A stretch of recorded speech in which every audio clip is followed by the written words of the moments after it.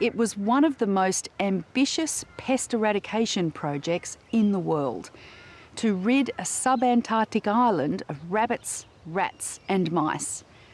7 years and $25 million later, Macquarie Island has been declared pest-free. But the celebrations are tempered with the discovery of a new environmental threat, as Fiona Breen reports.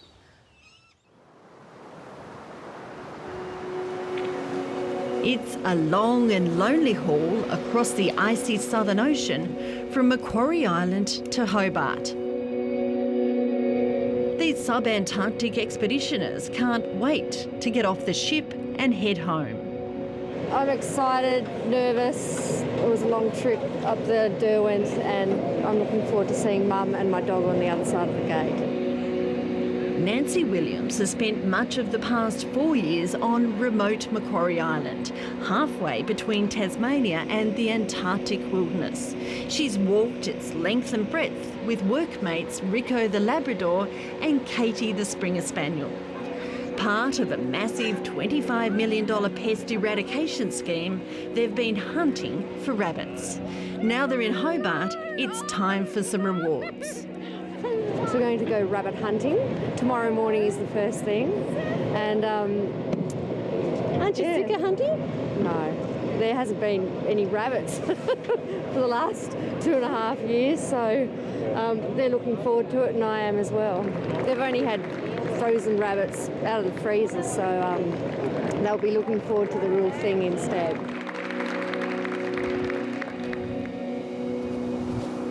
Rabbits, rats and mice are a legacy of a long line of visitors to Macquarie Island that goes back to sealers in the early 1800s. The rabbits were deliberately introduced as a fresh food source. The rest were escapees from whaling ships. Over 150 years, they thrived. Rabbits browsed on the vegetation and undermined the hillsides with their burrowing. Rats and mice raided seabird nests and ate native plant seeds. As human beings, we stuffed this up, and now, as human beings, we're fixing it up, which is really good. And to be part of that is really neat. After years of work, things are now turning around. It's really just a huge satisfaction that all the people that have worked on this project and worked to make it happen have sort of pulled it off. So yeah, it's an incredible feeling, and I suppose because I've had the good fortune to be on the island recently and see the recovery of vegetation, that's a real reward as well. For eradication team manager Keith Springer, it's vindication. He's had to navigate through the ups and downs. Nobody had tackled an island the size of Macquarie before to get rid of rabbits and mice in particular. So there was a lot of doubters that it could be done, and I think there's maybe a low level of awareness of eradication methodology. Early on, tons of baits dropped on the island by helicopter killed most of the rabbits, rats and mice. Although the aerial baiting was conducted during a time when there were fewer native species on the island, 2,000 rare and endangered seabirds were also poisoned. It fuelled a campaign to withdraw the program's funding. The deaths of some birds in this case can be expected, so it's a reality that we needed to accept early on. We have long-term goals for the project, and so in 50 years' time, for example, and onwards, would the benefits to those species have accrued to the point that the mortality in the first instance is outweighed.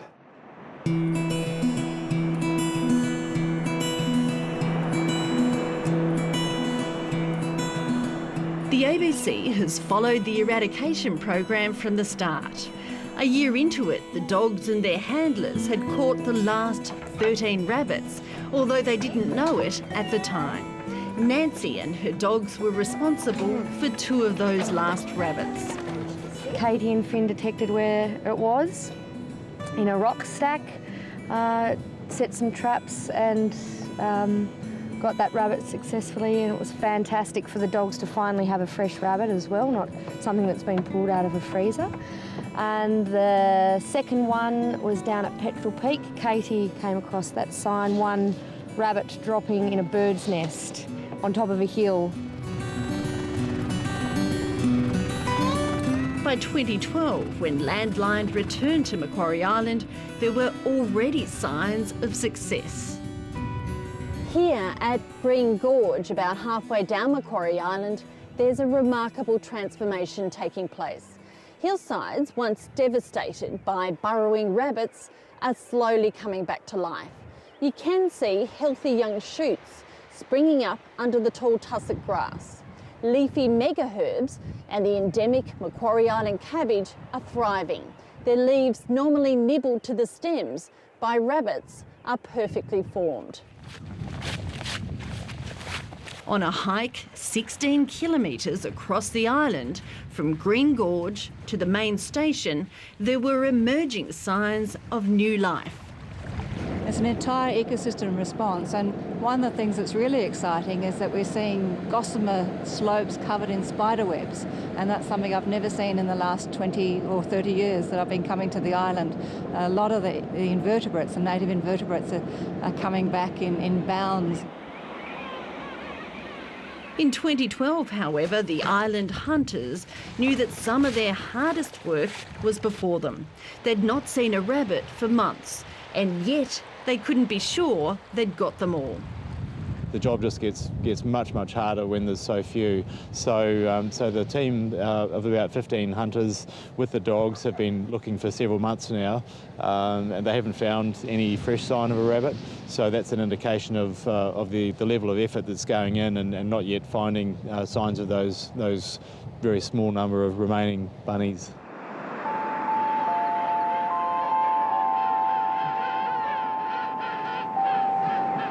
Now, 2 years later, they've finished the job.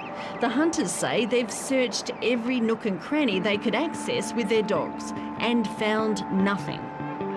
Over the entire campaign, they clocked up 92,000 kilometres on the GPS. Are you positive there's no more rabbits or mice or rats down there?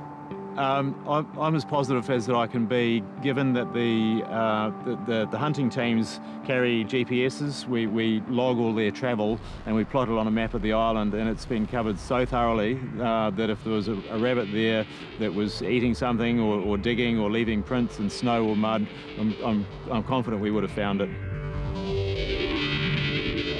Steve Austin has trained dogs for more than 2 decades, including police, quarantine and search and rescue dogs. You see this happening, and you know that if I hit the water, they're gone.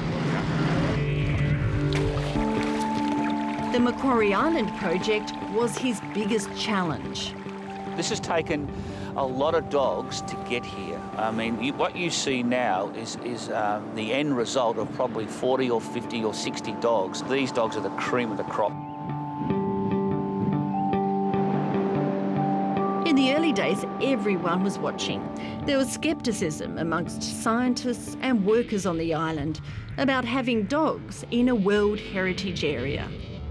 At Macquarie, it was not only just finding the rabbit odour, but ignoring all the other stuff, and ignoring the elephant seal and the fur seal and the penguins. That was the most difficult part of their training. No kills, no injuries on native animals.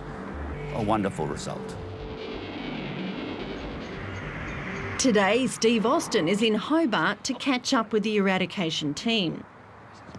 Yes, boy. It's time to assess his former pupils, see how they've fared in the rugged and wet terrain. He's taking them through their paces. I think they look fantastic.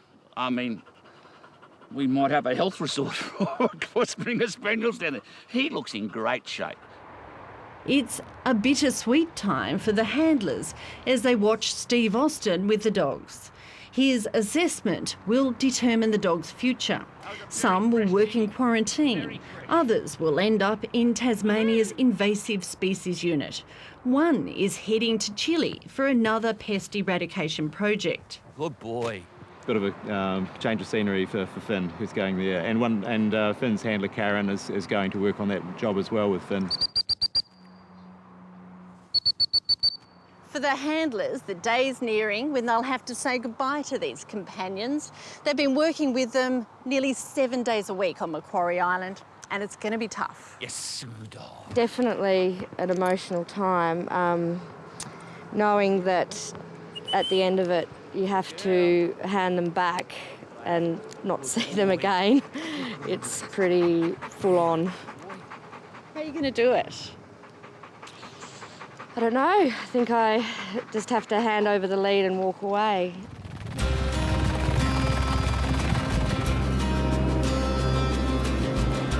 Now the pest eradication team has left Macquarie, its population has dropped from 30 to 16.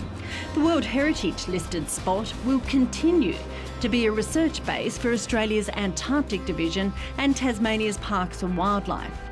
Macquarie Island's problems, however, are not over. Scientists have uncovered another environmental disaster. Massive areas of vegetation across the plateau are dying, and then they erode out, and then they're blown away. And so we're actually getting instability in the higher parts of the plateau, as well as losing the major keystone species for Macquarie Island's plateau vegetation. Ecologist Jenny Wynnum has worked on Macquarie regularly for the past 30 years. About 5 years ago, she noticed patches of vegetation dying on the island's high plateau. It was the start of a rapid decline for the endemic cushion plant known as azarella. We know that it's probably related to a combination of effects, likely to be things like changes in the patterns of weather. Everybody who's been going for a long time has noticed longer, drier periods, changes in the wind direction.